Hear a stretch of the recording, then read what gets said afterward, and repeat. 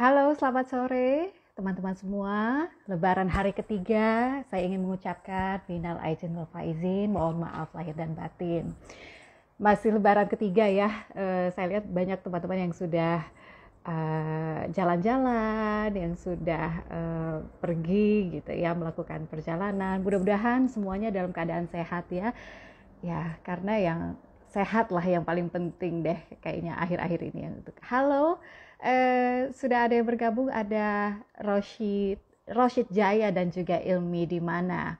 Terima kasih sudah bergabung. Nah, hari ini seperti yang saya sudah post, kita akan mengulas, biasanya kan kalau kita ngobrol mengenai UMKM ya. Hari ini saya ingin ngobrol mengenai surviving COVID-19. Kenapa sih? Selain karena hari Senin kita akan mulai beraktivitas kembali gitu ya, ke kantor gitu, atau aktivitas mulai bergerak lagi gitu. Nah, sekarang ini kan tidak kita pungkiri banyak juga yang sudah mengalami menjadi pasien. Salah satunya teman saya, Coach Iksan, ini sudah bergabung gitu ya bersama kita sekarang. Coach Iksan ini divonis positif gitu, kena COVID-19. Nah, kalau sudah positif, nah apa yang bisa kita lakukan? Sebenarnya itu sih yang pengen diobrolin. Jadi bukan bagaimana cara mencegah, kayaknya teman-teman udah tahu ya gimana caranya. Protokol kesehatan tuh harus dijalankan, itu yang paling penting. Tapi ketika kita sudah terkena gitu, terinfeksi, divonis, kita positif COVID-19, apa sih sebaiknya yang harus kita lakukan? Hari ini ada dua narasumber, Coach Iksan dan juga ada Dr. Dino Rilando, CCH, LM, NLP, CI. Beliau adalah dokter praktisi hipnoterapi yang akan berbagi bersama kita, gitu. Aku sebelum undang mereka akan ini dulu ya, kasih judul dulu, dan teman-teman bisa bergabung loh, mumpung ada dokternya. Kita kan nggak pernah tahu ya kapan sih kita ya puji Tuhan, alhamdulillah kalau kita dalam keadaan sehat terus. Tapi kalau misalkan kita sewaktu-waktu kena, Tuhan berkehendak kita kena COVID-19, apa sih yang bisa kita lakukan supaya kita bisa survive, kita bisa bertahan? Itu deh. Oke. Aku sudah pinned. So, aku akan undang Coach Iksan dan juga Dr. Dino.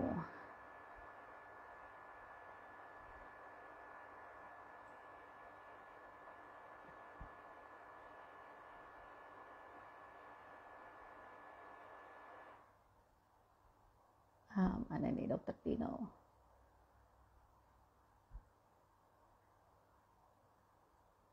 Oke, kita coba Coach Iksan dulu kali ya.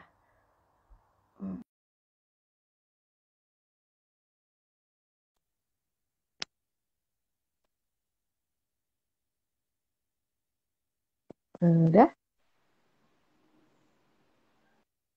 Halo. Halo. Hai, looking good. Aduh. Udah balik Halo. ya? Udah. Alhamdulillah, Coach Iksan sudah balik Ya, akhirnya. ya. Aku sambil cari Dokter Dino ini Silakan. belum muncul. Ini dia. Oke, kita invite Ya, ya, biar bisa ya, ngobrol bareng. ya. Wow, Bagi, looking good. ya, bagi yang Halo. mau tanya-tanya kronologisnya di sini nih, tonton nih satu hari, Iya, satu jaman ya. 1 jam Halo dok. ya. Halo dokter. Halo. Dokter pakai Ya, laptop ya? Gimana kalau di pakai enggak HP? switching? Oh, pakai HP. Oh, Iya, gimana caranya nih? Oke, mungkin di ini dia. switch. Oh, Nah, diputar gitu bisa nggak ya? Supaya diputar ya? nggak bingung-bingung gitu Band ya. kita lihat ya. Oh, gini ya? Harus gini ya? Nah, Oke, baiklah. kelihatan. Selamat sore, Dokter Dino. Sore. Selamat sore, Coach Ya, Iksan. Aku minal aidin Sore. bapak izin ya. Maaf lahir Ya, batin. terima sama-sama. kasih. Selamat nih. Coach Isan udah di rumah ya? Iya. Yes, sudah di rumah. Finally. Oh, selamat. Jam Selamat 4 ya. tadi berangkat.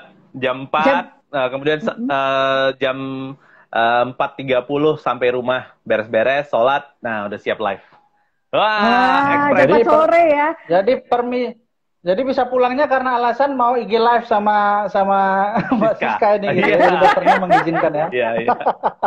Salah satunya spiritnya begitu ya. Iya, iya, iya. Oke, hari ini Iya. kita akan ngobrol ya sama Coach Iksan dan juga Ya. Dr. Dino gitu ya. Kita mau sharing sama teman-teman. Kalau tindakan preventif kan pasti udah pada tahu ya, udah di luar kepala ya. Protokol kesehatan harus dijalankan, itu sih salah satu cara untuk mencegahnya. Tapi kalau kita sudah kena gitu, terinfeksi, divonis kena untuk COVID-19, apa yang harusnya kita lakukan gitu supaya bisa survive, biar cepat sembuh kayak Coach Iksan. Luar biasa loh ini, aku sampai surprise. Kayaknya kemarin masih di rumah sakit, masih ini. Aku juga sempat kaget ya waktu Coach Iksan bilang, aduh, I'm been infected by COVID-19 gitu kan. Wah, aku bilang, kok bisa gitu. Nah, Coach Iksan, boleh nggak ceritain awalnya, karena kan kita ini kan mau ngobrolin mengenai surviving-nya ya. Jadi waktu Coach Iksan divonis kena COVID-19, terus apa yang Coach Iksan lakukan gitu, terus rasanya seperti apa gitu, Coach? Ya. Oke. Rasanya gimana ya? Pertama bersyukur karena setahun udah dikasih nikmat sehat. Alhamdulillah, jadi nggak ada sakit ya. Hampir nggak ada sakit setahun setelah awal-awal pertama keluar corona tuh. Nah, kemudian kita vaksin lengkap, ya kan, ikut vaksin Sudah juga. vaksin berarti? Sudah vaksin lengkap ya. Kemudian sudah vaksin kedua ya. Setelah itu ada undangan ya kan, untuk kita silaturahmi, bukber gitu kan. Ya udah, di situ saya udah tetap ya di mana-mana, mau sesi coaching di luar atau dimanapun pakai prokes yang ketat. Nah, kemudian hari ketiga setelahnya mungkin lagi imunnya rendah atau kecapean gitu kan. Nah, ya sudah panas, pegelinu gitu ya, istirahat satu malam, kemudian siangnya harusnya tidur, cuma memang nggak bisa tidur.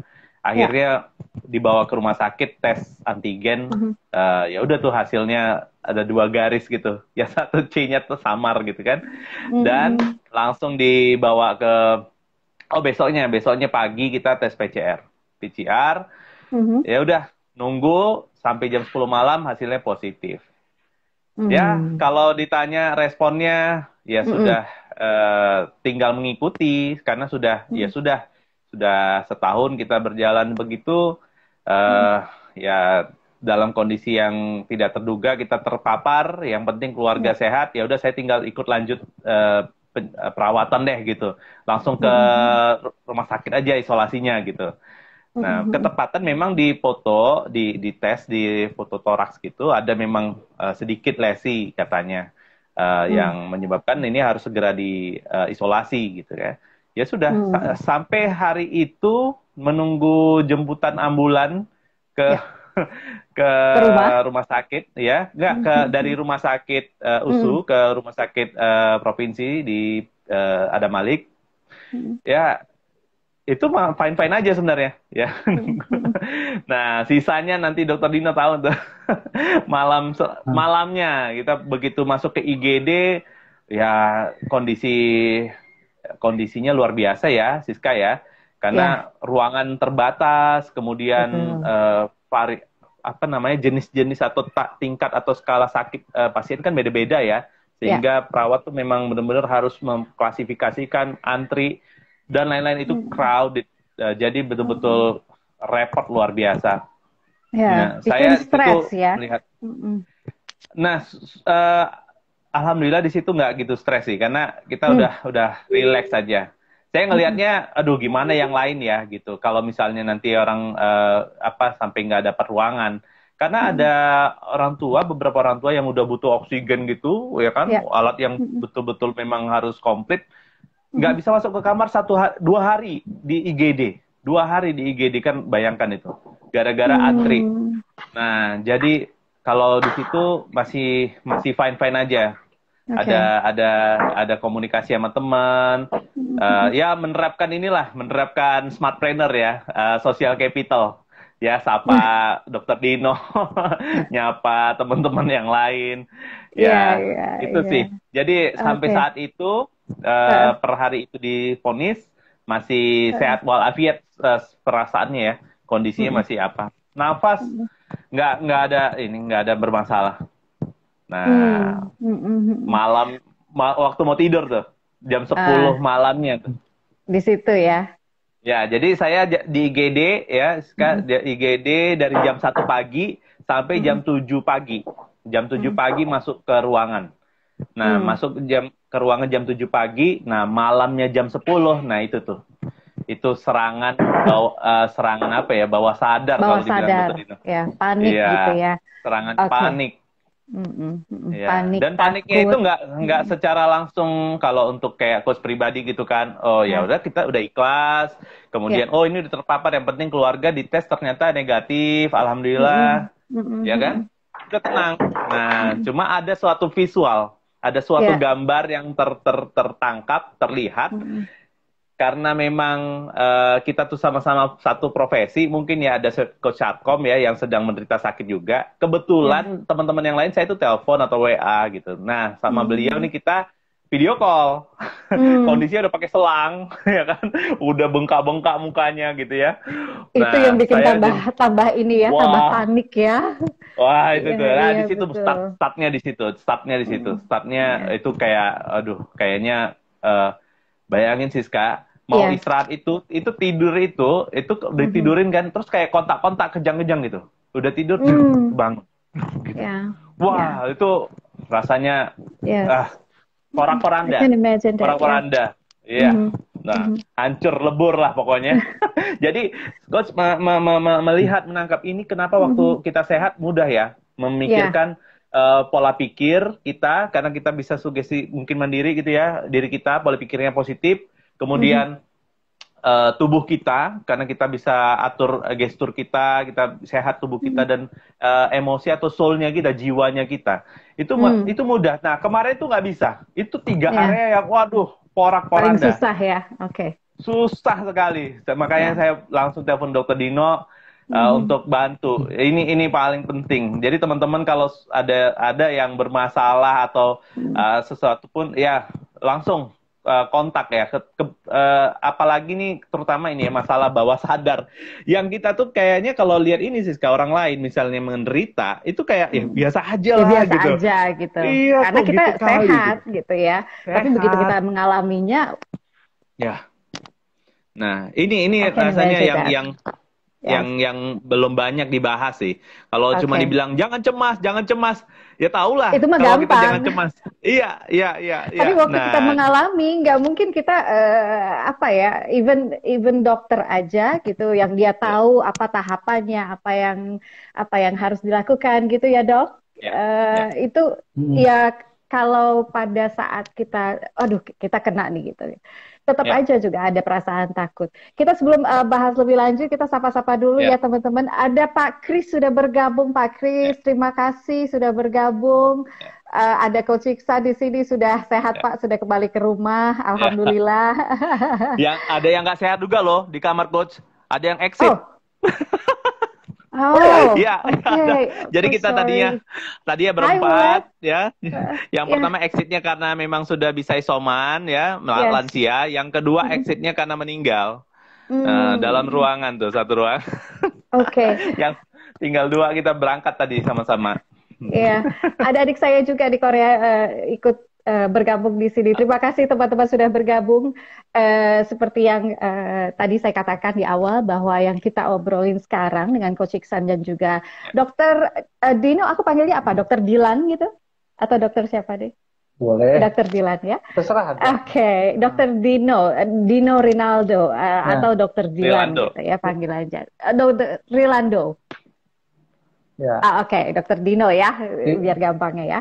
ya. Oke, yang kita mau obrolin adalah bagaimana caranya supaya kita bisa bertahan dan bangkit. untuk melawan sebenarnya meningkatkan imunitas sih gitu ya. Ketika kita sudah divonis gitu bahwa virus ini sudah positif masuk di dalam tubuh kita, how to survive gitu. Supaya ya itu tadi karena kan kondisi alam bawah sadar itu kalau kita misalkan panik, stres, akhirnya justru akan menurun. Itu kan sejalan karena your body and your mind it's satu jalan gitu kan, Dok ya. Begitu. Nah, seperti yang dikatakan oleh Coach Iksan tadi gitu, di awalnya oke lah, nggak apa-apa, everybody's fine gitu ya, di rumah nggak ada yang kena infected gitu, itu nggak apa-apa lah, aku aja.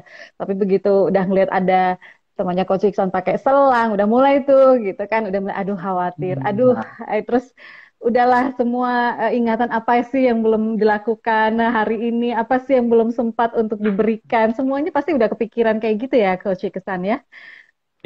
Nah, kalau dari Coach, dari Dokter Dino ini sebenarnya ketika kita divonis nih Dok, oke, kamu positif kena COVID-19.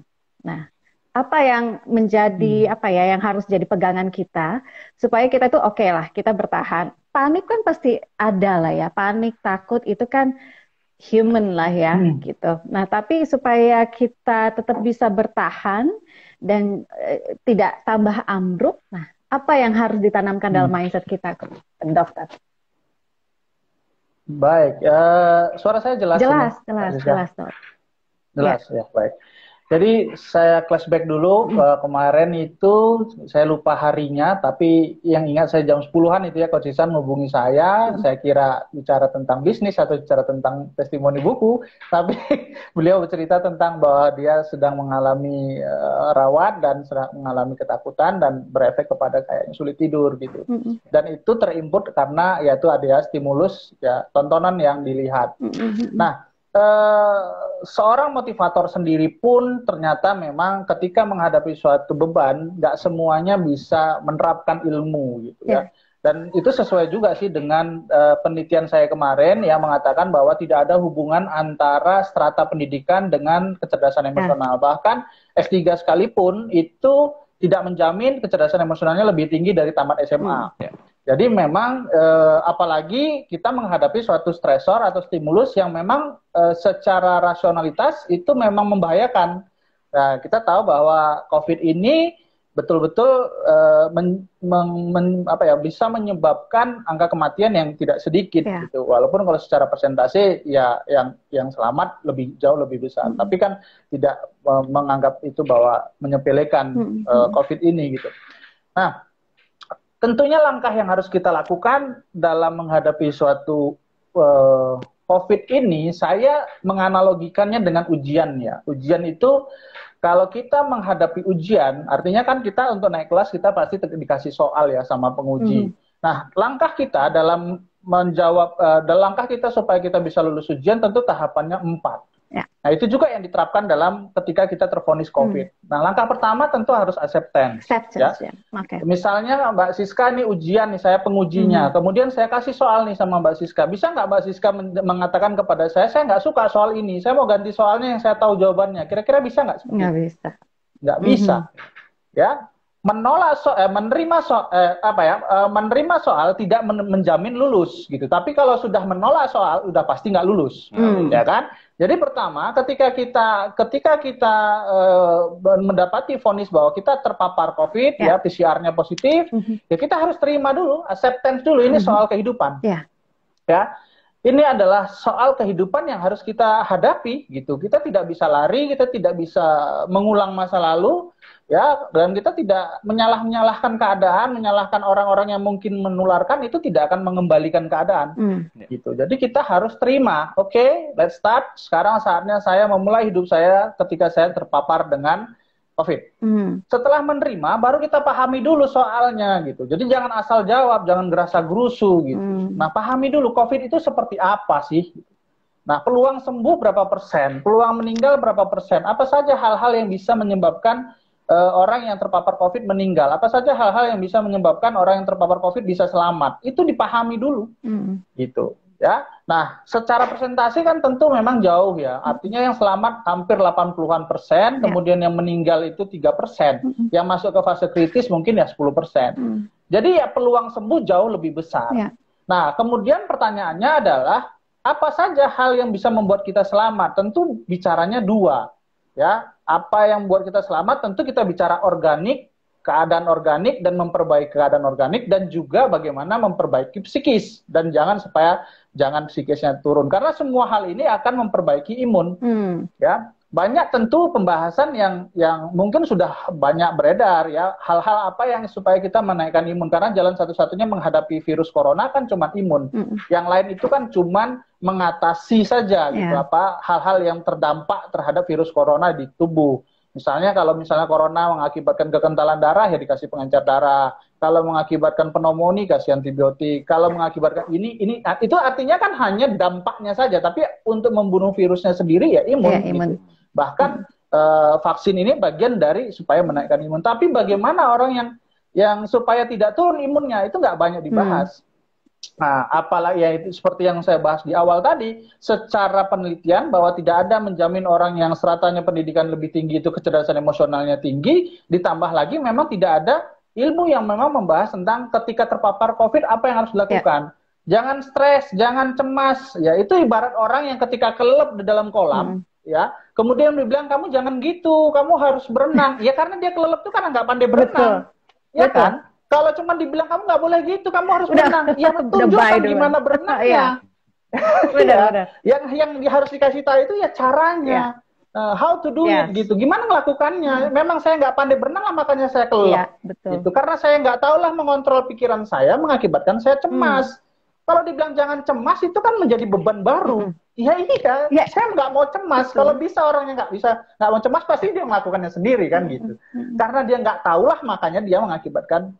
Nah, ini ada pengalaman ya. Pengalaman ini ada dokter yang istrinya itu spesialis jiwa dan dia adalah spesialis paru. Dan dia cerita ini, dia alumni saya ya, alumni pelatihan. Beliau cerita suaminya itu ketika terpapar COVID, tingkat stresnya itu jauh lebih tinggi daripada istrinya sendiri. Kenapa? Karena tiap hari itu terpapar dengan kondisi-kondisi pasien yang kena COVID. Jadi itulah menstimulasi dia. Bahwa ya dalam pikiran dia, ya mungkin juga ya mohon maaf kecerdasan emosionalnya juga tidak terlalu baik, sehingga mengakibatkan cemasnya sangat tinggi. Gitu. Cemasnya sangat tinggi, ya sama-sama dengan istri yang terpapar, tapi suaminya dalam 5 hari meninggal. Karena imunitas menurun ya. Pneumonia dalam waktu 3 atau 4 hari yang awal, ya itu salah satunya. Karena itu tadi ya secara pada foto torak pertama dia scan torak ya, scan torak pertama nggak terlalu putih gitu paru-parunya. Ketika 4 hari kemudian udah tinggal 30% sudah 30% fungsi paru-parunya. Udah dikasih obat. Ya, jadi maksud saya inilah yang juga harus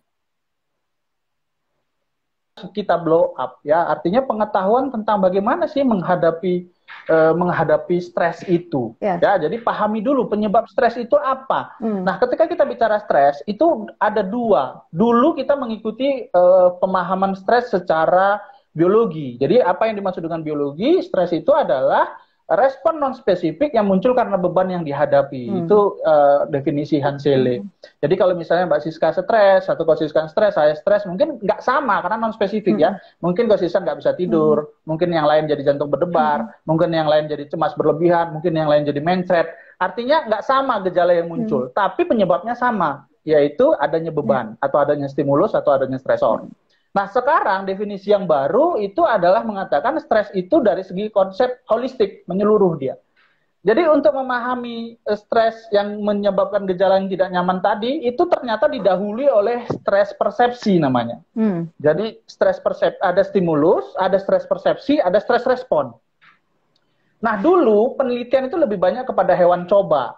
Makanya apa yang dikatakan Hansele tadi ya lebih kepada pemahaman itu dan meniadakan stres persepsi. Nah, sekarang pemahaman sudah berubah, ilmu sudah berkembang, ya kan? Coba lihat, ada nggak babi yang marah dibilang, kau anak babi? Nggak ada, ya kan? Kemudian ada nggak kambing yang stres karena mungkin tahun depan giliran dia yang akan jadi hewan kurban? Nggak ada. Jadi kenapa? Karena nggak ada persepsinya yang mengakibatkan dia stres. Kalau manusia ada. Nah, kayak Coach Ihsan tadi, dia melihat stimulus, terus dia mengasosiasikan ke dalam dirinya, apakah dia juga akan mengalami hal yang sama? Betul. Nah, itu suatu beban baginya, itu suatu stresor baginya, dan cara dia mengasosiasikan itulah penyebab dia cemas. Jadi kita tidak berangkat kepada output, tidak berangkat kepada hasil cemas, kemudian dikasih anti cemas, ya penenang. Tapi kita berangkat pada apa penyebab cemasnya. Ya penyebab cemasnya karena dia mengasosiasikan ancaman itu nyata pada dirinya. Nah, itulah yang harus dihilangkan, itu yang harus diatasi. Jadi penyebab cemas dipahami. Jadi pahami tadi itu. Jadi setelah terima, pahami penyebabnya. Baru solusi.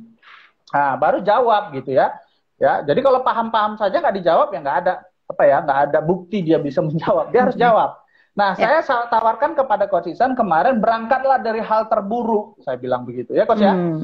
Ya, jadi berangkatlah dari hal terburuk. Apa yang kita takutkan dalam hidup ini? Apa yang kita takutkan dari stres yang terjadi COVID itu? Meninggal. Berangkatlah dari hal meninggal. Kalau meninggal kenapa rupanya? Anakku tinggal, anak ini gini. Nah, baru kalau meninggal diri sendiri mungkin udah beres ya. Tapi kalau mungkin dampaknya, nah itu yang dipikirkan. Solusi kalau berangkat dari hal terburuk. Jadi kalau kita terjadi hal terburuk, kita sudah tahu jawabannya. Tapi kalau kita ini sekarang positive thinking, tapi ketika keadaannya drop, itu langsung hopeless dan imun langsung turun. Rontok. Ya, saya pernah juga. Jadi langsung berangkat dari hal terburuk, kemudian cari jalan keluarnya. Ya, apa hal terburuk? Jalan keluarnya ikhlas. Nah, barulah lakukan ikhlas. Kalaupun terjadi hal terburuk pada diriku, aku ikhlas ya Allah. Ya, kemudian aku bersyukur akan nikmat yang telah Engkau berikan sama aku selama ini ya Allah. Nah, aku hanya diberikan cobaan dalam waktu beberapa hari aku dirawat. Sebelumnya Engkau memberikan nikmat kepadaku. Itu bisa sebagai jawaban. Ya kan? Nah, jadi hari-hari kita itu diisi dengan jawaban-jawaban. Kemudian terapi tawa, ya. Kemudian bermain hobi. Apa hobinya? Menggambar, menulis, ya. Mungkin kayak Coach Ihsan berbagi juga, ya. Kemudian main game. Apapun yang bisa menaikkan imunitas itu dengan terapi yang menaikkan endorfin karena kita bahagia, lakukan gitu. Ya, mengaji, ya, itu dilakukan. Nah, itulah jawaban kita. Baru setelah kita menjawab, kemudian kita kumpul. Nah, definisi kumpul ini itulah pasrah. Yang banyak orang salah. Pasrah dibilang orang nyerah, udahlah mau mati-matilah. Pasrah itu artinya setelah berbuat maksimal, baru jawaban dikasih sama penentu. Sama Tuhan. Jadi kalau misalnya Mbak Siska tadi udah jawaban, kemudian dikasih sama penguji, kan nggak bisa Mbak Siska yang bilang, nilainya saya harus lulus ya, kan nggak bisa. Kekuatan ujian lulus itu ada pada pengujinya, kan gitu. Betul. Nah, sama, ketika kita sudah berikhtiar, kita nggak bisa menuntut hasil. Kembalikan sama Allah. Nah, jadi tips yang saya bagikan tadi 4 itu. Yang pertama adalah terima dulu kita menjalani vonis, kemudian setelah terima, baru pahami bahwa peluang sembuh itu tinggi. Hal-hal yang bisa membuat sembuh itu seperti apa? Hal-hal yang memburuk itu seperti apa? Memang kita itu dalam cara berpikir itu dominan itu negatif ya. Deepak Chopra mengatakan kita itu lebih berpikir hal-hal negatif. Ya, jadi artinya secara normal pun kita berpikir negatif lebih dominan. Tapi yang membuat bahaya adalah belief kita terhadap ide negatif itu. Itu yang membahayakan. Kalau berpikir negatif saja itu fisiologis. Semua orang berpikir negatif. Ya. Tapi kalau kita meyakini, ya, apalagi hakul yakin bahwa ide negatif itu kenyataan, nah itulah yang membuat terpuruk. Ya, misalnya, nanti kalau aku meninggal kayak mana? Nanti kalau aku menularkan ini kayak mana? Kalau nanti aku nggak bisa kerja lagi kayak mana? Dia sendiri menciptakan soal yang hal-hal horor, terus dia meyakini itu terjadi. Nah, itulah yang berdampak kepada penderitaan dia. Imunitasnya menjadi turun. Nah, kemudian menjadi turun. Nah, itulah yang disebut dengan stres persepsi. Nah, stres persepsi dari cara-cara dia menciptakan soal di dalam pikirannya yang berdampak kepada dia nggak bisa jawab sendiri. Dia sendiri yang menciptakan soalnya itu yang hal-hal. Saya sering mengatakan gini, kemampuan anak SD. Dia sendiri mengasih soal untuk level anak kuliah. Ya nggak terjawab, blank sendiri, ya kan? Kemudian yang down sendiri. Nah, jadi kalau memang nggak bisa memperbaiki, tolong jangan memperparah. Gitu. Ya, jadi jangan kasih soal-soal yang membayar. Betul. Itu nambahin soal ya. Kita sudah dikasih persoalan misalkan gitu ya. Sudah dikasih dikasih persoalan sama Tuhan, ujian gitu ya, bukan persoalan ujian. Dari terpapar. Nah, jangan tambah-tambah persoalan lagi gitu, memperburuk keadaan yang akhirnya bikin imunitas kita menurun. Itu.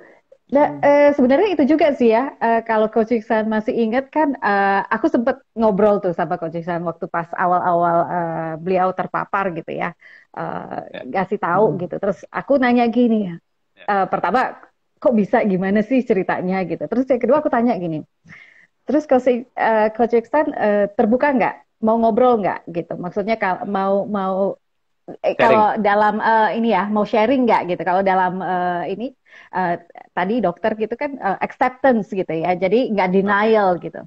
Terus Kak Sultan bilang, iya, aku mau, dia bilang gitu kan, aku mau sharing karena kan aku sih berpikir banyak sih sekarang kalau misalkan menghindari itu ya semua orang juga udah tahu gitu ya. Tapi kalau misalkan kita one day ya, kalau Tuhan berkehendak gitu kan, kita nggak bisa deny kan gitu. Terus Ya. kita kena, apa yang harus kita lakukan? Nah, Coach Iksan sudah melakukan semuanya gitu, keempat-empatnya tadi yang sudah Dokter Dino katakan, jadi itu acceptance. Ya. Terus dia memahami bahwa COVID ini peluang untuk sembuhnya lebih besar gitu kan. Jadi Ya. akhirnya timbul gitu ya spirit gitu, semangat gitu ya, Ya. Coach Iksan. Terus akhirnya punya solusi apa sih ya yang bisa meningkatkan ilmu? Oh, be happy gitu ya. Kadang kalau Happy. misalkan kita lagi apa ya, dalam keadaan hidup dan mati gitu, hidup dan matinya iya kalau dilihat gitu loh, dok, itu kan Ya. pasti kan ada kepikiran ya, ini udah kena COVID ini nggak bisa dikunjungi waktu sakit Ya. gitu. Terus terbayang kalau misalkan gini, ntar kalau ya mohon maaf, kalau misalkan saya meninggal, udah berarti itu hari terakhir aku ketemu sama Ya. anak-anak, sama keluarga Ya. gitu ya, sama Ya. istri. Terus apa yang Nah, coach aja itu, suruh tanda tangan iya, pernyataan. Bersedia dikebumikan dengan ini Protokol protokol protokol COVID. COVID. Itu kan Iya. sudah bayangan kita kan sudah this is it, Iya. I'm done gitu kan, sudah kayaknya udah Iya. selesai gitu, udah low point-nya gitu, entah kita sudah menjadi apa, siapa Iya. gitu, we never know gitu. Kalau misalkan kita Iya, sudah terpapar COVID, kayaknya udah selesai aja gitu, ya udah selesai gitu kan. Tapi akhirnya Coach Iksan tuh bisa bertahan dan melawan, bahkan sekarang sembuh, survivor gitu kan, itu luar biasa. Ya itu tadi yang diterapkan ilmu dari Dokter Dino ialah tadi ada 4 ya, acceptance, terus memahami bahwa COVID itu peluang sembuhnya masih besar gitu, dan bisa sembuh, itu bisa sembuh, bukan berarti tidak bisa sembuh ya gitu. Terus akhirnya menemukan solusi dan menjawab persoalan mengenai ujian ini, bahwa kita dikasih ujian oleh Tuhan gitu, kita terpapar COVID gitu kan, apa yang bisa kita maknai dari kehidupan kita gitu selama yang kemarin dan sampai sekarang di detik ini, itu kan luar biasa tuh, Coach. Teman-teman bisa bergabung ya bersama kami gitu untuk ngobrol bersama Dokter Dino di sini. Dokter Dino ini beliau adalah dokter praktisi hipnoterapi gitu ya, Dok? Iya. Ya. Jadi kita memang yang membahas tentang mindset yang menyebabkan simptom-simptom sensasi tubuh. Betul, karena seperti yang kita ketahui untuk COVID ini ya imunitas kita sih yang diserang. Sedangkan kalau misalkan kita sudah diserang gitu ya, udah kenapa, aduh gue belum sempat ini gitu kan, akhirnya tambah stres, imunitas juga semakin menurun, kondisinya semakin buruk. Nah, itu yang kita coba untuk apa ya, untuk supaya teman-teman bisa memahami, karena ya itu tadi, kita nggak pernah tahu gitu hidup kita itu seperti apa, karena kita seperti berperang dengan sesuatu yang tidak kelihatan gitu ya, Coach ya, dokter ya. Kalau terutama yang tadi tuh persepsi atau makna yang kita berikan kepada kejadian visual atau apapun itu yang menjadi stresor kalau kata Dokter Dino. Jadi ketika kita memberikan makna ya dengan kondisi kita imunnya lagi jelek gitu ya, itu akan memperparah dan rontok. Kenapa rontok? Karena memang kecemasannya makin menguasai gitu. Betul. Nah, jadi selain tadi sudah didampingi sama Dokter Dino, nah Coach Iksan dapat sesi diberikan ini sugesti gitu ya. Jadi harus manut ya kalau udah kayak gitu. Harus ikut karena memang harapan sembuhnya itu harus kuat gitu ya. Nah, sampai divisualisasikan, dibayangkan ya bahwa ini di dalam tubuh kita ini sedang terjadi porak-poranda nih kondisinya, tapi ada imun yang kita harus jaga, ada imun yang harus kita boost up, harus perjuangkan gitu. Jadi dibayangkan kata-katanya lupa, tapi intinya gini, yang tergambarkan di benaknya Coach Iksan adalah ada kapten imun. Kapten imun ini dia memimpin kelompok atau pasukan imun yang berperang itu beneran. Jadi waduh, jadi itu sangat-sangat Membantu merasakan ya. gitu. Nah, di situ Dokter Dino terus memberikan ini karena ada audionya ya, ada audionya dikasih. Jadi thank you so much Dokter Dino udah siapin alat-alat bantu untuk teman-teman bisa lebih terbantu. Nah, jadi di gambar ada visualnya nih. Nah, ini anak ini yang bantuin gambar nih. Itu Kapten Imun. Oh, alright. Kapten Imunnya nih. Wah. Jadi besoknya udah selesai, cemasnya udah selesai, besoknya udah mendingan, tinggal badannya udah tinggal ya agak kebas-kebas gitu ya. Mungkin karena faktor peperangan imun dan virus di dalam itu ya kan sampai mengakibatkan darah-darah yang mengental gitu ya. Ya, akhirnya anak ini Coach Isan suruh coba gambarin Kak yang sulung ya. Coba gambarin kayak gini gambarannya kayak gini lah kira-kira gitu ya. Kapten Imun gitu. Terus bawahnya kok kayak gitu, Pi, ya pakai sarung karena papinya pakai sarung di rumah sakit. Jadi, wah luar biasa. Itu jadi membantu banget ya, support ya. Jadi keluarga itu juga support system yang paling dekat, yang luar biasa. Yaitu tadi bukan menambah kecemasan, tapi juga justru mensupport agar ayo cepat pulang. Ya, besok kita gini ya, mungkin bisa itu ya. Di tease gitu ya, bisa dipancing-pancing begitu ya dokter ya. Jadi supaya harapannya bahwa besok dia akan pulang gitu ya, bukan aduh malah nangis-nangis, malah banyak sedih, yang gitu. Yang sebelah kamar kita, bangsal kita tuh waduh pada menjerit lah, panggil suaminya suruh datang bawa pakai APD. Waduh macam-macam.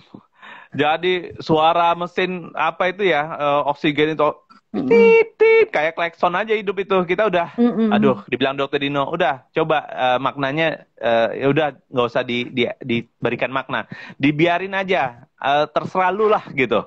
Udah mau bunyi apapun terserah gitu, mau fasilitasnya maaf nih ya karena kita di rumah sakit kan ada fasilitas yang kurang, ya udah kita udah slow aja gitu, woles.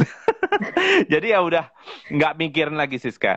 Jadi yang kita pikirkan bagaimana menjaga pikiran, menjaga kesehatan tubuh yang berangsur baik, dan menjaga jiwa tadi ya, yang tadi tuh merasakan bahwa ini ujian, kita terima, kita jawab soalnya ya. Nih alhamdulillah bisa bergabung pas ini hari Lebaran ketiga sudah di rumah. Akhirnya Lebaran juga di rumah ya. Wow, luar biasa.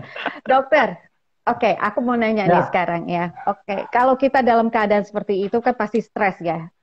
Pasti kita ngerasa kadang enggak terima, kok bisa sih? Aku padahal udah jaga, pakai masker apa segala macam gitu, tapi kok tetap bisa kena gitu. Belum lagi ya macam-macam lah gitu. Ini belum selesai, ada hal yang harus aku lakukan gitu. Nah, gimana ya supaya kita itu akhirnya calm, jadi tenang, terus kita akhirnya bisa menerima keadaan diri kita. Nah, apa yang harus kita lakukan, Dok? Apalagi gitu ya, dengan situasi kalau di rumah sakit itu kan ngeri banget ya, ada suara orang sebelah meninggal, terus ada suara alat oksigen gitu kan, mengerikan gitu, stresornya banyak banget gitu. Nah, gimana supaya tetap bisa calm itu seperti apa, Dok? Oke, jadi kita berangkat dulu dari sebelum terpapar. Jadi dalam memahami COVID, kita tahu bahwa COVID itu harus dipangkai dua, penyakit sama wabah, ya. Jadi kalau penyakit itu individual, saya dengan dokter, karena saya sakit maka saya berobat ke dokter. Tapi kalau definisi wabah berarti bukan hanya saya dengan dokter, tapi saya dengan keluarga saya dengan orang-orang yang akan kontak dengan saya. Nah, harus dipahami itu dulu, memahami ini. Artinya kemanapun kita akan berada, selama kita berinteraksi dengan manusia lainnya, maka kita harus berpikir kita bisa menularkan atau kita bisa tertular. Sehingga protokol kesehatan itu wajib kita tumpai, ya, kita lakukan gitu ya. Kita harus pakai masker karena memang kepaparan itu menular masuk ke mulut. Kemudian kita ada reseptor yang menampung itu di S2 inhibitor itu ya, S2 reseptor itu. Nah, itulah yang kita harus jaga, tutup. Nah, kemudian tangan yang mungkin geratalan yang bisa masuk ke tangan itu, makanya kita harus selalu cuci tangan. Nah, kemudian kita jaga jarak supaya nggak ada viral load yang masuk ke dalam tubuh ya kita. Nah, itu tentu harus kita laksanakan. Kalau udah kena juga, ya itu memang udah qadarullah. Yang penting kita sudah berikhtiar. Nah, ternyata kan tadi hasilnya kita juga kena. Baru kita berpikir tentang kalau udah terpapar, langkahnya apa lagi, kan gitu. Kalau tadi langkah sebelum terpapar. Kalau sudah terpapar, ya itu dulu. Pahami dulu bahwa kita siap untuk menghadapi ini. Nah, masalah bicara stres, tentu stres itu ada dua ya. Stres yang sifatnya ancaman, ini yang destruktif. Dan stres yang sifatnya tantangan, ini yang konstruktif. Jadi stres yang sifatnya ancaman itulah yang disebut dengan distress. Inilah yang bisa berdampak kepada hal-hal yang merugikan. Nggak tidur jadinya, gelisah yang jadinya. Nah, kemudian yang konstruktif itulah jadi tantangan. Sama kayak orang misalnya, ada orang yang main arung jeram, yang satu mundur ketakutan, ada yang salah menikmati. Sama-sama sebetulnya ya sesuatu stresor kan. Tapi satu menganggap itu tantangan, yang satu menganggap ancaman. Nah, jadikanlah ketika terpapar nih ya suatu challenge dari tantangan. Aku bisa survive, aku bisa membuktikan aku bisa sembuh dengan tidak menyepelekan tentunya. Jangan menganggap oh nggak apa-apa kok, aku sembuh. Itu juga jangan. Terus kemudian meyakini sembuh tanpa perhitungan juga itu kadang-kadang babak belur gitu. Jadi ketika aku mau sembuh, tapi pikirannya negatifnya mendominasi. Nah, nggak bisa juga cuma dilawan dengan aku mau sembuh. Nah, harus ada tatanan. Bagaimana berpikirnya, lompatnya itu kemana, ya? Bagaimana? Nah, makanya saya bilang sama Ko Ihsan, ya, karena dia terpapar dari suatu stimulus yang melihat kawannya yang coach Sarkom kemarin yang kena, dia harus juga memasukkan input-input yang positif. Ya, jadi tontonlah siapa yang bisa sembuh, bagaimana dia sembuh, berapa peluang orang sembuh gitu. Jadi itu juga mengimbangi pikiran kita yang nggak terlalu banyak yang pikiran negatif ya. Jadi jangan hanya mengatakan aku bisa sembuh, tapi juga dia harus bisa mendapatkan suatu keyakinan dari stimulus baru lagi. Nah, itu yang harus dilakukan. Dan itu bisa dilakukan oleh support system gitu ya, keluarga, teman gitu ya, kolega. Ya, kalau itu jelas. Ya, itu jelas. Ya, kemudian ini ada satu kisah yang menarik ya. Jadi ini saya ambil contohnya, makanya saya ada mau buat statement berangkatlah dari hal terburuk. Karena begini, jadi ada suatu kisah, ada seorang terdakwa itu divonis mati, masuk penjara, tinggal menunggu eksekusi. Kemudian dia dalam menjalani hidupnya di dalam penjara, dia happy, dia enjoy. Kemudian dia bisa senang-senang gitu. Kemudian kawannya di sel yang berbeda bertanya, kamu tinggal menunggu hari, kenapa kamu menikmati hari-harimu katanya. Sedangkan kami yang tinggal menunggu hari untuk keluar, artinya bebas hukuman, kami masih menderita di sini. Kenapa katanya? Dia bilang, aku tahu ajalku sebentar lagi, kematianku sebentar lagi, penderitaanku sebentar lagi. Tapi aku akan pastikan, aku cukup sekali menderita, yaitu waktu eksekusi. Aku tidak mau menderita 2 kali ketika aku menjelang eksekusi. Paham maksudnya? Jadi dia memang mau meninggal, itu pasti menderita. Tapi dia tidak mau melewati hari-harinya menjelang meninggal dengan penderitaan juga. Berarti dia kalah 2 kali, dia bilang. Gitu. Jadi kalaupun COVID ini akan membuatnya terpuruk, ya biarkan saja, itu keadaannya kalau memang itu qadarullahnya. Nah, artinya jangan diikuti dengan pemikiran negatif. Gitu. Udah keadaannya memburuk, tambah dia berpikir, nanti aku selamat gak ya? Aku gini nanti kayak mana anakku? Dia itu menjadi 2 kali. Organnya memburuk, tambah lagi imunitasnya makin menurun gitu. Saya pernah membuat YouTube kan, kemarin itu ada kawan saya yang sama-sama di ada Malik juga. Sebentar saja dia berpikir negatif, saturasi itu turun 4%. Dari 90 langsung 86%. Hanya gara-gara dia berantem sama istrinya. Ya, gitu. Nah, jadi hanya gara-gara itu. Kemudian dia juga lihat di kamar depannya meninggal, kemudian dikafani. Ya. Jadi dia habis sholat gitu kan, habis sholat buka mata di situ udah dikafani. Nah itu juga menurunkan imun ya. Artinya ya memang proses adaptasi itu juga butuh waktu. Makanya saya juga menyarankan ke Ihsan kalau nggak sanggup saat itu butuh obat nggak apa-apa, tapi jangan tergantung. Itu saat itu saja gitu. Karena proses adaptasi ini memang nggak gampang, nggak sesuai cerita. Jadi kalau memang saat itu melihat keadaan, mungkin dengan COVID-nya dia bisa tenang, tapi lihat keadaannya, orang batuk-batuk itu tadi bunyi titut gitu, bunyi-bunyi alat-alat medis, itu nggak semua orang siap dengan keadaan itu, apalagi belum pernah masuk rumah sakit sebelumnya, gitu ya. Itu yang saya bilang tadi, dokter saja yang dokter paru yang itu saja hari-harinya itu bisa cemas gitu, apalagi orang yang belum pernah masuk rumah sakit, karena dia akan otomatis mengasosiasikan gitu. Ya, mengasosiasikan hal-hal buruk terjadi pada dirinya. Itu menarik itu. Tadi dokter katakan bahwa kalau saya boleh simpulkan gini, toh kita itu kan bukan immortal gitu loh. Kita itu kan makhluk yang emang nantinya juga meninggal gitu kan. Tapi ya udah, sekarang apa yang ada dinikmati, disyukuri gitu ya dok ya. Jadi bukan berarti oke, aku kena COVID sekarang, this is it.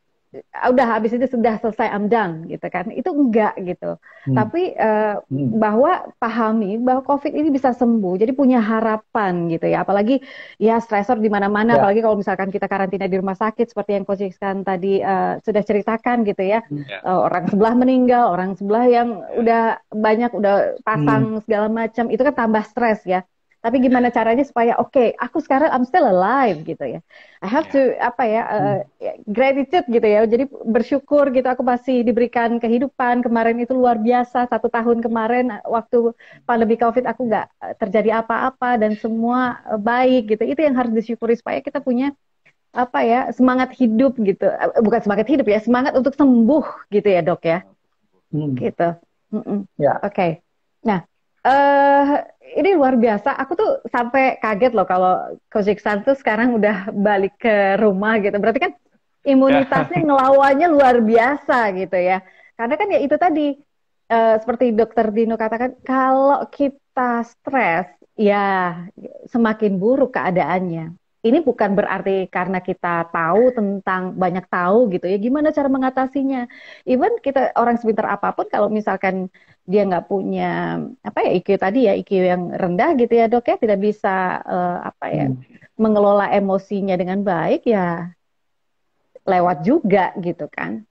Nah, jadi pengelolaan emosi pada saat kita divonis dan pada saat kita mengalami dirawat gitu di rumah sakit itu luar biasa penting. Ini nih Coach Iksan nih, real story-nya luar biasa.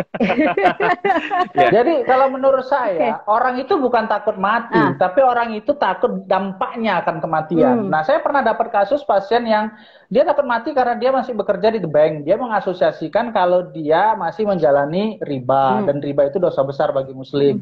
Jadi dia bukan takut matinya, tapi dampak dari kematian itu gitu. Nah, jadi karena nggak mungkin orang itu tadi, kita ini nggak mungkin abadi gitu, kita pasti meninggal, dan jalan satu-satunya masuk surga ya cuma meninggal, nggak ada jalan lain. Jadi orang bukan takut matinya, tapi orang takut dampaknya. Apakah nanti istri anaknya sengsara karena dia nggak bisa, karena dia cuma satu-satunya misalnya yang mencari nafkah, atau mungkin nanti istrinya kawin lagi, atau anaknya terlantar, bapaknya kawin lagi. Hal-hal itulah yang menciptakan stres persepsi tadi, gitu ya. Jadi apa asumsinya atau apa maknanya tentang kematian? Nah itu, jadi berangkatlah dari hal terburuk, kemudian jawablah dari hal-hal yang memberdayakan. Gitu. Ya itu tadi ya, agak sulit gitu mungkin ya dok ya, ketika kita sudah masuk gitu ya, terpapar gitu ya, terus berangkat dari hal yang terburuk, oh ya udah mati aja udah selesai, itu hidup udah paling buruk gitu kan. Maksudnya aku berarti terakhir gitu ya, kalau saya ibu gitu kan, saya terakhir berarti kemarin ketemu sama anak saya ngomongin apa ya, saya belum sempat ini itu segala macam, anak saya masih kecil. Nah itu tadi berangkat dari hal yang terburuk. Oke, kalau kita mati sekarang, apa yang bisa dilakukan, anak-anak bisa seperti apa gitu ya, keluarga bisa gimana survive-nya, mungkin itu yang membantu akhirnya lah. Dan kalau saya udah bilang konsisten udah bilang, mami kalau nanti meninggal papi ya pergi ke Arab ya, jumpain keluarga di sana. Kok ke Arab ya? Kita tambah jauh ngomong kan. Maksudnya sudahlah, mau bahagia lah sana. Pokoknya seru. Tapi memang nakes juga yang membuat kita ini sih, mereka itu dengan sibuk sekali gitu kadang-kadang, yang bayangin ya cuma 30 orang pasien itu perawat 2 ya, selain orang lab dan petugas lainnya ya. Perawatnya cuma 2 gitu loh. Nah, jadi itu gambaran sih untuk kita semua di sini ya kan, untuk biar jaga prokes ya, ketat prokesnya, karena nggak tahu situasi di sana. Nah, dan itu yang membuat juga luar biasa. Kita tuh ya kalau udah hari ketiga kemarin tuh, hari ketiga keempat udah meninggal, udah makin baik. Cuma mau ganti spray aja itu nggak bisa, karena memang kan pasti beda kan sama rawat yang lain gitu kan, rawat Iya, yang iya, lain. iya, Jadi benar. kita ngintip-ngintip gitu kan, sama teman sekamar berdua tuh ngintip di luar, ada perawat yang bawa ini spray yang mau dipasang di bed yang lain gitu kan.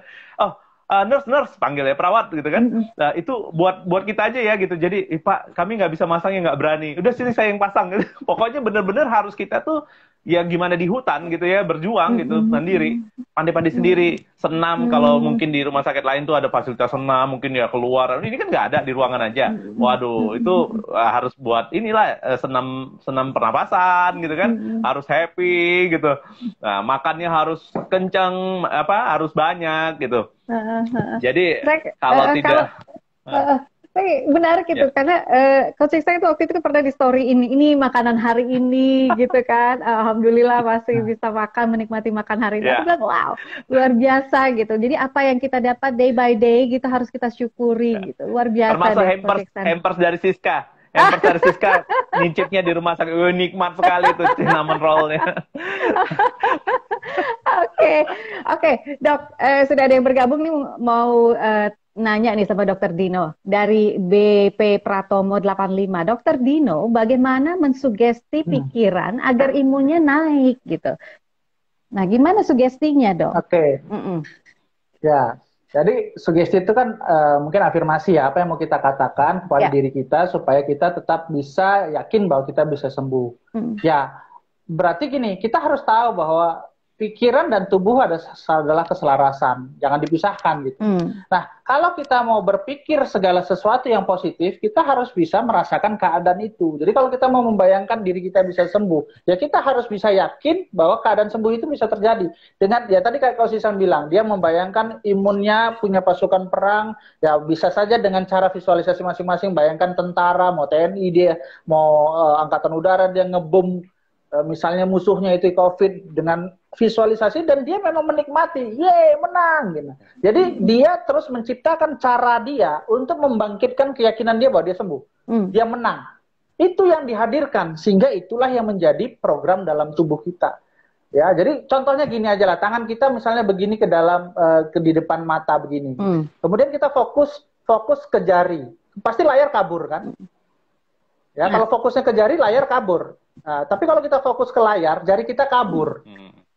Ya kan? Nah gitu. Jadi kemana fokus kita, tubuh mengikuti. Jadi kalau kita fokus, nah ini yang paling sering kebanyakan adalah kita menginginkan itu, tapi meyakini berbeda. Kita yakin, kita memikirkan aku pasti sembuh, tapi keyakinannya enggak lah, kawan itu aja meninggal setelah 4 hari. Dia sendiri yang meyakini kontradiktif dengan pemikirannya. Itu yang bahaya. Jadi kalau dia mau menciptakan suatu afirmasi atau sugesti, dia harus meyakini itu. Nah, kalau dia gagal meyakini itu, berarti dia lebih banyak terinput ya hal-hal negatif. Maka harus diimbangi dengan dia banyak membaca atau menonton YouTube yang dimana orang yang sembuh itu jauh lebih banyak, dan usaha-usaha mereka yang melakukannya apa. Kemudian bisa diduplikasi cara mereka. Jadi harus diimbangi begitu. Jadi saya sering juga mengatakan kepada pasien saya, mana yang menang misalnya anjing jahat dengan anjing baik kalau berkelahi? Jawabannya adalah yang diberi makan. Ya, jadi yang bertenaga lah yang menang. Kalau anjing jahat yang dikasih tenaga, kasih makan, dia bertenaga, dia ngalahkan anjing baik. Gitu juga sebaliknya. Mana menang pikiran positif atau pikiran negatif kalau konflik? Jawabannya yang dibiasakan. Yang dibiasakan, ya. Jadi kalau kita terbiasa berpikir negatif, meyakini pikiran negatif, itulah semakin menjadikan dia menjadi destruktif tadi. Nah, jadi ciptakan pikiran yang membangun, yakini itu. Itu jawabannya. Oke, luar biasa. Your strongest muscle, kalau aku boleh. Ada quotes itu yang sama tuh, seperti yang Dr. Dino katakan. Your strongest muscle and worst enemy is your mind. Train it well. Gitu. Ya, karena ya semua itu berasal dari pikiran. Karena kalau karena semua itu selaras kan ya. Jadi your body itu healthy itu kan nggak hanya cuman fisiknya yang oke gitu ya, tapi juga it's a complete harmony between body and mind and also spirit gitu. Jadi semuanya harus selaras, nggak bisa dipisah-pisahin. Wow. Luar biasa. Coach Iksan. Dan yang paling penting, ketika kita butuh bantuan, kita harus open, kita harus cari bantuan. Ini yang paling penting. Ini yang paling penting. Saya sebagai profesi coach ya, ya sedikit banyak membantu orang gitu kan untuk bagaimana mereka bisa membereskan ya dari sistem bisnis, dari sistem pribadi, value, people, process. Ya, ketika kita sedang membutuhkan bantuan, nah ini cari orang-orang yang kompeten, orang-orang yang expert di bidangnya, ya sambil kita berdoa, tetap kita ikhtiar, tetap kita usaha. Nah, di situ saya dipermudah untuk komunikasi sama Dokter Dino, ya, dan beberapa rekan yang lain gitu ya, sampai rekan yang lain, oh ini kok season udah beres ini, masalah kecemasan apa udah selesai gitu kan. Nah, baru kita bisa bahas tentang harapan ya, harapan-harapan atau rencana action plan yang membuat kita tuh setelah ini sudah di rumah isomannya, apa nih planning dan habit-habit baru apa yang akan dibuat gitu kan. Nah, sudah mulailah berpikir bagaimana produktif, tapi yang simpel-simpel aja. Nah, dan yang paling penting tadi itu, kelilinginlah diri kita dengan orang-orang yang memang expert, yang memang kita juga bisa bermanfaat juga untuk orang-orang, ya kan? Dan ini yang jadi penting gitu ya. Ini yang jadi penting. Nah, thank you juga nih buat Siska yang sudah support ya selama di rumah sakit tuh, kasih semangat ya. Ya, Dokter Dino ya, terima kasih. Sama-sama. Ya, kita kan ini ya saling support gitu ya, Dok ya. Karena ya itu tadi aku tuh percaya bahwa pikiran kita gitu itu ya kayaknya kontrol dari semuanya, termasuk juga kesehatan kita. Nah, kalau misalkan orang dikasih support gitu ya, dikasih semangat, orang itu akan bertambah baik, bukan tambah anjlok gitu, tambah ancur-ancuran. Nah, luar biasa. Terima kasih Coach Iksan, terima kasih Dokter Dino sudah berbagi bersama aku di sini. Selamat menikmati Lebaran di hari ketiga di rumah, Coach Iksan. Siap. Sehat-sehat selalu, Dokter Dino. Terima kasih sudah berbagi. Mindset saya luar biasa. Berangkatlah dari hal yang terburuk. Jika suatu saat ya teman-teman kita terpapar gitu ya, kita dalam kondisi yang kena gitu COVID-19, berangkatlah dari hal yang terburuk yang bisa kita pikir. Karena itu sesuatu yang bisa kita tanamkan di dalam pikiran kita yang berasal dari Dokter Dino. Luar biasa. Oke, tetap semangat, tetap jaga kesehatan, terapkan selalu protokol kesehatannya, dan semoga kita selalu kontrol imunnya agar tidak drop ya. Semangat belajar terus sama ya. Dokter Dino tuh. Ada YouTube channelnya, silakan di-share kok. Boleh di-share Dok. Oke. Ya, Dokter Dilan. Dokter Dilan, jadi panggilannya Dokter Dilan ya. Oke. Channelnya Dokter Dilan. Jadi channelnya Dokter Dilan. Dokter Dilan. Ya. Oke, saya boleh ngasih quote ya? Boleh. Sebelum ditutup. Oke. Ya, jadi quote-nya itu bukan bajumu yang sempit tapi badanmu yang besar. Ya, ini bukan body shaming ya.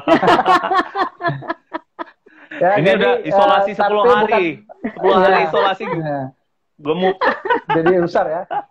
Ya, jadi bukan bajumu yang sempit tapi badanmu yang besar, bukan masalahmu yang besar tapi cara berpikirmu yang sempit. Gitu. Oke, luar biasa. Jadi berpikirlah besar gitu. Hati juga harus besar ya, harus legowo, acceptance gitu. Oke. Thank you Dokter Dino.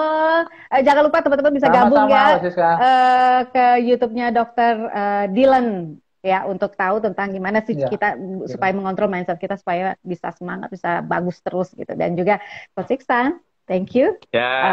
Sehat selalu, tambah bagus kesehatannya ya, semangat semua. Teman-teman jaga kesehatan.